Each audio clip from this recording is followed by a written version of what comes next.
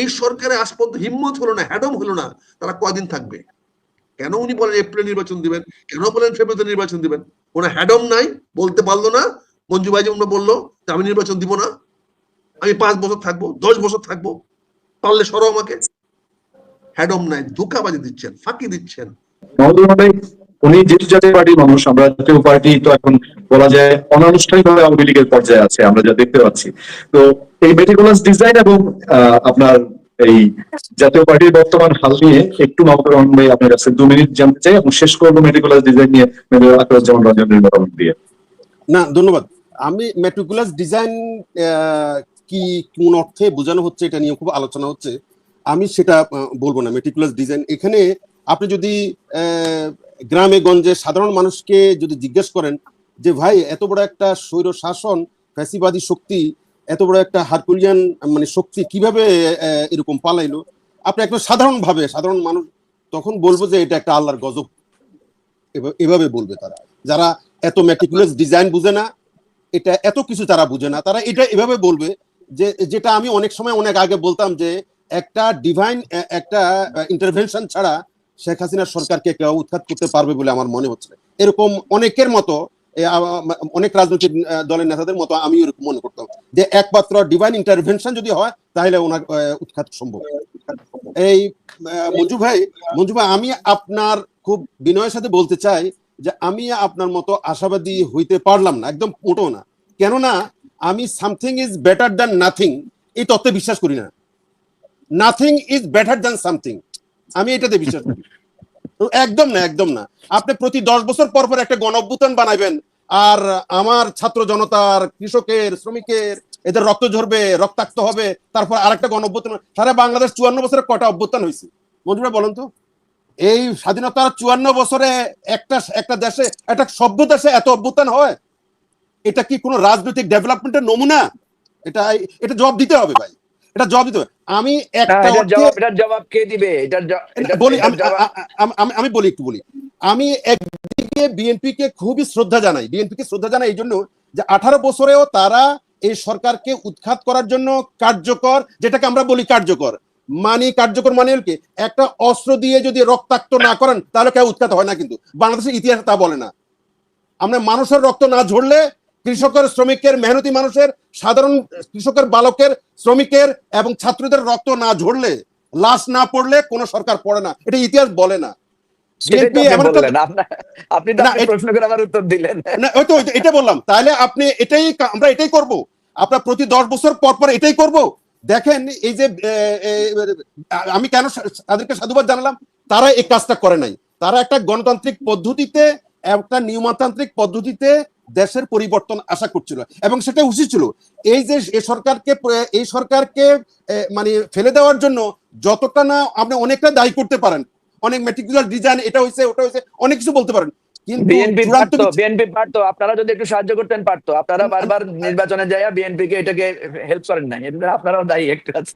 ভাই আমি তো আমাদের দল তো একটা ছোট্ট, বিএনপি আওয়ামী লীগের তুলনা ছোট্ট একটা দল। এই ছোট্ট একটা দলকে আমি জানি না আপনারা তো গ্লোরিফাই করছেন।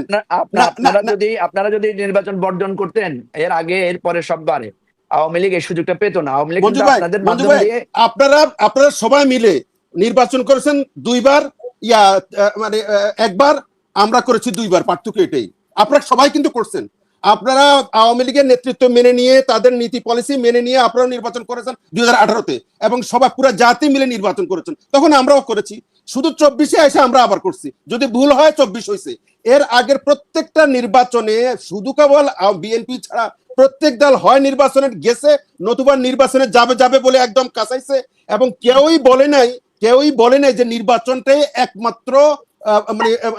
একমাত্র পথ সরকার পরিবর্তনের। এটা সবাই মেনে নিছে, কিন্তু এভাবে সবাই এগিয়ে গেছে। এখন দোষটা শুধু আমাদের, মানে সব মাছ মানে ময়লা খায়, দোষ হয়েছে পাঙ্গাস মাছের। কথা সেটা না, কথা হচ্ছে যে আমি মঞ্জু ভাই, আমি আপনার কথা ওটা বললাম ওই প্রসঙ্গে, যে কেন বললাম আমি something is better than nothing, nothing is better than something. আমি এই অভ্যুত্থান যে আপনারা এখনো আওয়ামী লীগের সঙ্গে আছেন, অনেকে তো এটাও বলে যে এখনো আপনারা আওয়ামী লীগ যেরকম চায় সেটাই চান। আওয়ামী লীগের সাথে এই সরকারও আছে, মঞ্জু ভাইরাও আছে, একদম এরা সবাই আছে। সবাই কিভাবে আছে? ওনাদের আওয়ামী লীগের প্রদর্শিত নীতি তো ভিটামিন আছে, ওটার মধ্যে ভিটামিন আছে। স্বৈরতন্ত্র, ফ্যাসিবাদতন্ত্র ওনাদের প্রত্যেকের মধ্যে সুপ্তভাবে লুকায়িত আছে। আওয়ামী লীগ তো হচ্ছে বেটার, তারা বলে ফেলতে পারছে, ওনারা এটা বলতে ফেলতে পারে না। ক্ষমতা পাক দেখবেন ওনারাও সেরকম পাই যাবে। শুনে এগুলো মানুষ বুঝে, মানুষ এগুলো মেনে নেয়, যে রাজনৈতিক দলগুলো এটা করে, এটা হবে, এটা কোনো বিষয় না। কিন্তু আমি সুবিধা পাইলে হচ্ছে, জনগণ হচ্ছে যারা সুশাসন পাইতে চায়, আর কিছু পাচ্ছে না। আপনার ফ্যাসিজম, আপনার স্বৈরতন্ত্র, আপনার এই যে আপনি যে নির্বাচন করতেছেন, এত নির্বাচন, হ্যাঁ ভালো কথা, কোনো অসুবিধা নেই, কিন্তু চূড়ান্ত বিচারে এগুলোর মূল এসেন্সটা কি? মানুষ সুশাসন পাইতে চায়, এই সুশাসনটা অধরা। এই সরকার হওয়ার পরে, মঞ্জু ভাই আমি একটা কথা আপনি একটু আমাকে আপনি সময়ের জন্য আপনি করেন না, সেটা হচ্ছে যে এই সরকারের পরে আসার পরে মানুষ তো একটা আশা করছে যে পুরা জাতি আপনাকে দায়িত্ব দিছে, আপনি 11 মাস লাগার তো দরকার নেই, আপনি যা বলবেন তাই সই। আপনি যদি বলবেন যে ছেলেকে মেয়ে, মেয়েকে ছেলে করা ছাড়া আর যাই করবেন তাই সই, এই অবস্থায় আপনি ছিলেন বা এখনো আছেন। আপনার কিসের বাধা? আমি যদি একটা জিনিস ধরি, শুধু একটা বিপ্লবের পরে, একটা আন্দোলনের পরে, এরকম একটা রেজিম চেঞ্জের পরে আপনি একটা জিনিস যদি আপনি করতে পারতেন, সেটা হলো ল এন্ড অর্ডার সিচুয়েশন। আর আমাদের দেশে এই যে আপনি প্রত্যেকটা জায়গাতে আপনি খুব অসহায়ভাবে বলতেছেন দেশের চাঁদাবাজি হচ্ছে, মানে আপনি কিছু করতে পারতেছেন না। আপনি কেন কিছু করতে পারতেছেন না? এই সরকার যদি না পারে, দলীয় সরকার করতে পারবে? এটা কি সম্ভব? এটা আপনি মেনে নিচ্ছেন? আপনারা পুরো জাতি এটা বলতে পারলেন না, সমস্ত রাজনৈতিক দলগুলো এটা বলতে পারলেন না যে আপনার কোনো কাজ দরকার নাই, দেশে চাঁদাবাজি বন্ধ করেন, আপনি প্রত্যেকটা জায়গাতে দুর্নীতি বন্ধ করেন। না, আমি শেষ করে দিচ্ছি। প্রত্যেকটা দল এত সংস্কার, মাথা ভারী অনেক কর্মসূচি নিয়ে এই সরকারকে একদম মানে রীতিমতো, তারা তো এমনি মানে এই লাইনের লোক না, তারা এখন রীতিমতো মানে দিগ্ভ্রান্ত হয়ে বসে আছে। আপনাদের এত কিছু চাপে, এত কিছু তো দরকার নাই ভাই। শুধু নির্বাচনে আপনি, মঞ্জু ভাই, আপনি যখন নির্বাচন করবেন, আগামী নির্বাচনে আপনি যেখানে কনস্টিটিউশন থেকে নির্বাচন করবেন, আপনি হলপ করে বলতে পারবেন নি যে আপনার কাউন্টার পার্ট উনি 100 কোটি টাকা খরচ করবে, আপনি কয় টাকা খরচ করবেন? আপনার শেষ করে দিই মঞ্জু ভাই, আপনার এবি পার্টির কয়টা ভোট আছে? আপনাকে এমপি হইতে হবে। আমি চাই আপনি পার্লামেন্টে আসেন, কথা বলেন, ডিসকাশনে অংশগ্রহণ করেন, জাতি উপকৃত হবে, পার্লামেন্ট সমৃদ্ধ হবে। এটা কি সম্ভব? এই ব্যবস্থা সম্ভব? কখনো সম্ভব না। নেভার এভার কখনো সম্ভব হবে না।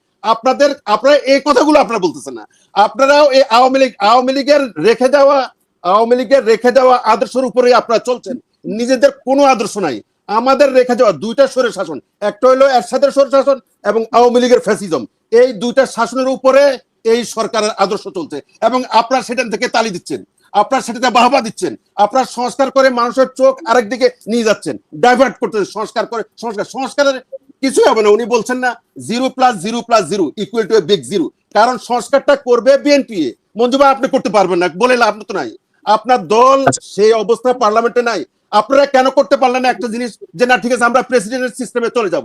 প্রেসিডেন্ট সিস্টেমে যদি চলে যান তার কিছু সম্ভাবনা আছে, আদারওয়াইজ এই সিস্টেমে, এই ওয়েস্টমিনস্টার স্টাইলের যেটা ব্রিটেনে চলে, ইউরোপে চলে, বাংলাদেশে এটা আপনি চালু করবেন এবং সেখানে আপনার দলগুলো, এই ছোটখাটো যারা আপনারা আছেন, আমরা একসময় শুনতাম ওই যে ডক্টর কুদরতি গুদা, উনি একটা দল করছেন, তো ডক্টর কুদরতি গুদা আমরা একেবারে মাহমুদ ভাই, আপনার কণ্ঠের মতো করে হাসিনা ওবায়দুল কাদের এরকম বলছিল, কিছুই করতে পারবেন না, আমাদেরকে কিছুই উঠাইতে পারবেন না, আমি ওই অর্থ বলি না, সব হয়ে গেছে। সুতরাং আপনি হতাশ হবেন না, আপনি হতাশ হবেন না। আপনি ওবায়দুল কাদেরের সাথে ফোনে কথা বলেন, যে উনি যে বলছিল পালাবো না, উনি কেন পালাইলেন? উনি যে বলছিলেন খেলা হবে, ভাই এটা পলিটিক্যাল রিটরিক। মঞ্জু ভাই, বাংলাদেশের রাজনীতিতে এটা পলিটিক্যাল রিটরিক, এটা বলবে। এটা যে বাংলাদেশে, মঞ্জু ভাই একটা কথা শুনেন, বাংলাদেশের রাজনীতিতে পলিটিক্যাল নেতারা মরে যাওয়ার সময় বলে যে আমার কিছু হয় নাই, সে গা ঝাড়া দেয়। এটা রিটরিক। এটা যদি আপনি না বুঝেন, তাহলে রাজনীতিতে সমস্যা হবে। আপনি তো সেই ভাষায় কথা বলতেছেন, ওটাই বলতেছি, আপনি এখনো ওবায়দুল কাদের কথা বলতেছেন। না, আমি কেন বললাম এই কথাটা, যে আমরা এত বড় একটা আন্দোলন করলাম এবং সাপোর্ট দিলাম, পুরো জাতি সাপোর্ট দিল, আপনারা দিলেন, আমরা দিলাম, সবাই দিল, আপনি তো যা ইচ্ছে তাই করবেন, কোনো সমস্যা তো নাই। আপনাকে আপনার ছেলেকে মেয়েকে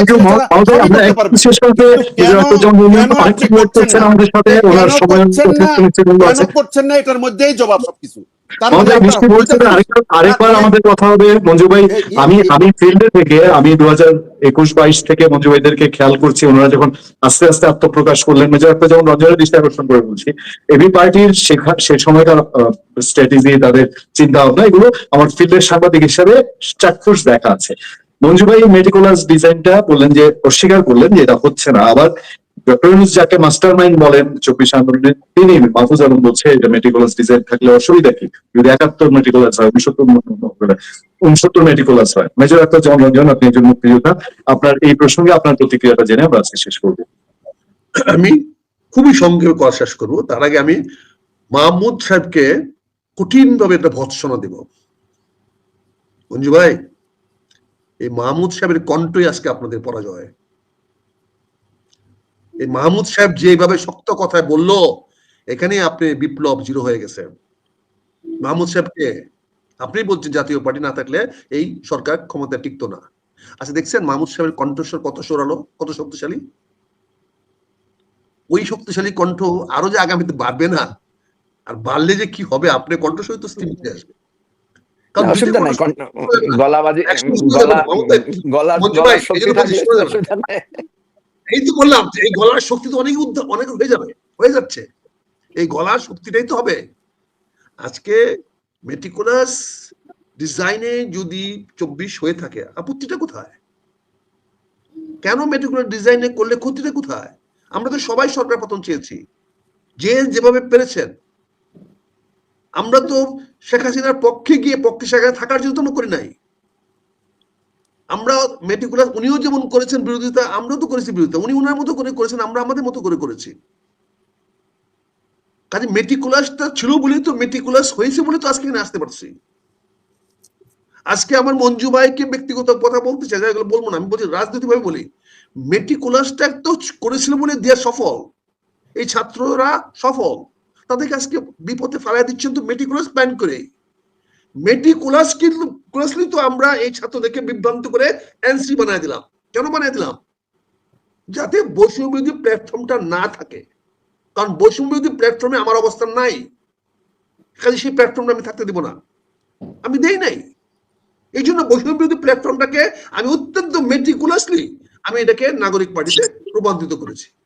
সাকসেস অফ আমার, এই সাকসেস অফ মাহমুদের, সাকসেস অফ মঞ্জু ভাই, সাকসেস অফ ডক্টর ইউনূস সাহেব, যারা মেটিকুলাসলি এনসিপি পার্টিটা তৈরি করতে সহায়তা করেছে। এটা আমাদের ফ্লেভারে যাচ্ছে। কারণ বৈষম্য বিরোধী ছাত্র আন্দোলনটা থাকুক, এটা আমরা চাই নাই, চাই নাই বলে এটা পরিবর্তন হয়েছে। 71-এ মেটিকুলাস প্ল্যানিং অন্যায় কিছু না, খারাপ কিছু না। That is the best way of doing things.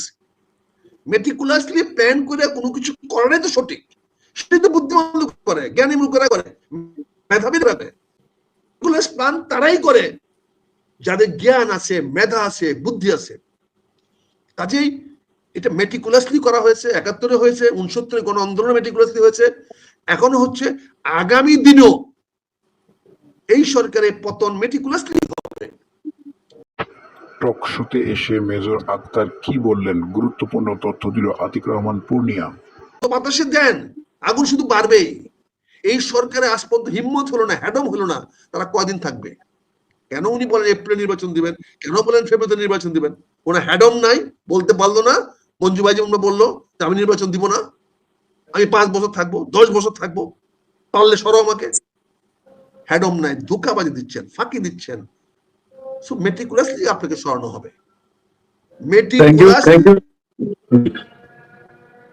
আপনি মনে করেন না যে বিএনপির তারেক রহমান সাহেবকে আপনারা বিভিন্ন ভাবে কবজা করতে পেরেছেন। কেন করতে পেরেছেন? তারেক রহমান সাহেবের উপরে যতটুকু ইনফ্লুয়েন্স ইলিয়ার আছে, যতটুকু ইনফ্লুয়েন্স ওই আমার গুরুদেব, আমি তার গুরুদেব বলি, ওই কি বলে ভট্টাচার্য আছেন, এতটুকু প্রভাব বিএনপির স্ট্যান্ডিং কমিটির কারণ নাই। তারা যেটা বলে সেটা তার প্রভাব আছে। কেন প্রভাব আছে? অতীতে তারা ওনাকে অনেক কাজে লেগেছে। কিন্তু আজকে কি হয়েছে? আজকে অলরেডি পিনাকি বেগম খালেদা জিয়াকে রাষ্ট্রপতি বানানোর প্রস্তাব দিয়ে তার অবস্থানটাকে নড়চড় করে দিয়েছে। আজকে ইলিয়াস তারেক রহমানকে ইয়ার সঙ্গে ইউনূস সাহেবের সঙ্গে দেখা করানোর জন্য দুকালতি করে টেলিফোন করে দুতালি করে প্রমাণ করে দিয়েছে যে এটা ডক্টর ইউনূস সাহেবের ফেভারে গিয়েছে। তার হয়ে গেছে। কনক সারওয়ার কথা অনেক বেশি ইনফ্লুয়েন্স আমার চেয়ে, আপনার চেয়ে, স্ট্যান্ডিং কমিটি অনেকের চেয়ে, কিন্তু সেখানে তারেক রহমান ছিল। কিন্তু তারেক রহমানের সামনে কি? তারেক রহমান তো বাংলাদেশের রাজনৈতিক দলটাকে রাজনৈতিকভাবে প্রতিষ্ঠিত করতে হবে। উনি এই দলের দায়িত্ব তো নিয়েছেন কেন? রাজনীতিকে প্রতিষ্ঠিত করার জন্য, মঞ্জু ভাইয়ের পিছনে যাওয়ার জন্য না। মঞ্জু ভাইকে ওনার সাথে নিয়ে আসার ওনার অ্যাচিভমেন্ট, মঞ্জু ভাইয়ের কাছে যাওয়া ওনার অ্যাচিভমেন্ট না, ওটা ওনার ব্যর্থতা, ফেলিউর। এটা উনি বুঝতে পেরেছেন, বুঝতে পারবেন। মেটিকুলাসলি প্ল্যান করা হচ্ছে যাতে এই সরকার আগামী ডিসেম্বরে পরে না থাকে। আপনি কোনোদিন 3 মাস 2 মাস 6 মাসের জন্য কোনো কন্ট্রাক্ট হয় না। একটা বন্দর 6 মাসের জন্য কোনো ইজারা দেওয়া হয় না। একটা হাট বাজার ঘাট ইজারা দেওয়া হয় না। কিন্তু একটা বন্দর 6 মাসের জন্য ইজারা দিয়েছেন, তাও নেভির কাছে দিয়েছেন। কেন? মেটিকুলাসলি দিয়েছেন যে 6 মাসের পরে তোমার কি হবে জানি না, আপাতত 6টা মাস করি। বুঝছো ভাই, পলিটিক্স ইজ সামথিং, রাষ্ট্র ইজ সামথিং। আপনারা পলিটিক্স সেটাই দেখেন যেটা আমরা আপনাদেরকে দেখাই। থ্যাংক ইউ অতএব ভাই, অনেক অনেক অনেক ধন্যবাদ আজকে। জি, আমাদেরকে বিটুইন দ্য লাইন্স পড়তে হবে। আমি যদি সাকসেসফুল হইতাম তাহলে তো আমি অনেক বড় জায়গায় থাকতাম। আমি ব্যর্থ, এতে তো আমার কোনো গ্লানি নাই, কারণ আমি তো ব্যর্থ হচ্ছি বলেই আমি আপনার উপরে উঠতে পারছি না। আপনার সফল থ্যাংক ইউ অতএব ভাই। আমরা যথেষ্ট সময় পেলাম আপনাদের তিনজনকে, নেতৃত্ব আপনারা দেন, এটা আমার কামনা, এটাই আমার কামনা। অনেক অনেক ধন্যবাদ। আমাদের পুরুলিয়ার পোস্ট, পুরুলিয়ার ভিউ এবং এই 2 চ্যানেলের ফেসবুক পেজ এবং ইউটিউব থেকে অনেক অনেক ধন্যবাদ। আমাদের দর্শকদের পক্ষ থেকে মেজর আখতারুজ্জামান রঞ্জন, মজিবুর রহমান মঞ্জু এবং মোহাম্মদুর রহমান, আপনাদের তিনজনকে অনেক অনেক শুভেচ্ছা জানিয়ে শেষ করছি আমি আতিক রহমান পুরুলিয়া।